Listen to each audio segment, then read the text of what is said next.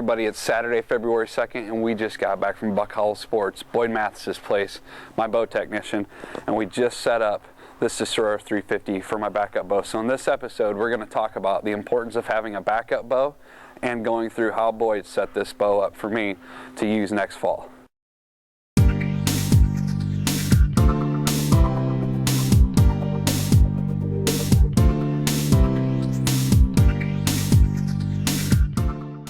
Hey Boyd, how's it going? I'm doing great, and you? Great.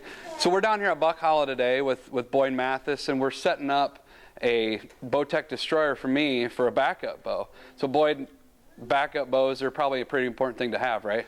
I think they really are. I get so many people these days that are so incredibly passionate about their bow hunting, and something accidental happens to their bow in the heat of the rut, whether they drop it out of a tree stand or touch a broadhead to a string, and they get so unhappy when they realize that it's going to take several days maybe to get fixed or to get parts, and that they're going to be out. And I'm constantly being chastised by people for not being able to fix it within 30 seconds and hand it back to me. I got to go hunting tonight.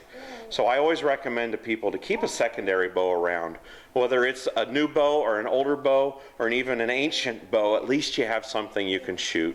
Shoot it a couple times a year to make sure she's dialed in and in time and in tune and sighted and ready.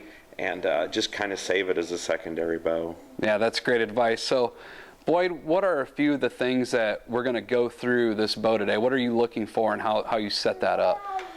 We go through quite a few things. Obviously, we want to make sure everything's centered and level. I spend a lot of time tweaking the cams and the cam timing, tweaking your cables so that your cams roll over together, that everything is in perfect sync. The Bowtech binary cams, we can tweak both yokes on the bow to affect cam lean and get it just perfect, so we get really good broadhead flight. That's great.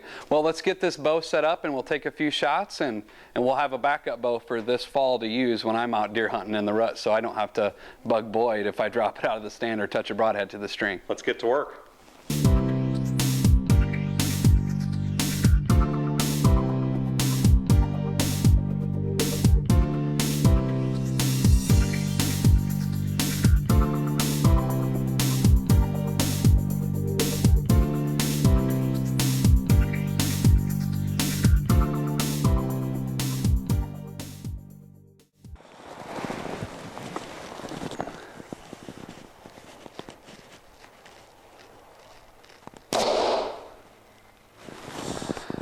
Well, the backup bow's tuned up, ready to go. Just remember, like Boyd said, having a backup bow can really make a difference between hitting those 2 or 3 hot days of the rut because you've got a backup bow, or missing them because you dropped your primary bow out of the stand or clipped the string on your broadhead. So having a backup bow is important to making sure you're in the stand those hot few days during the rut in November.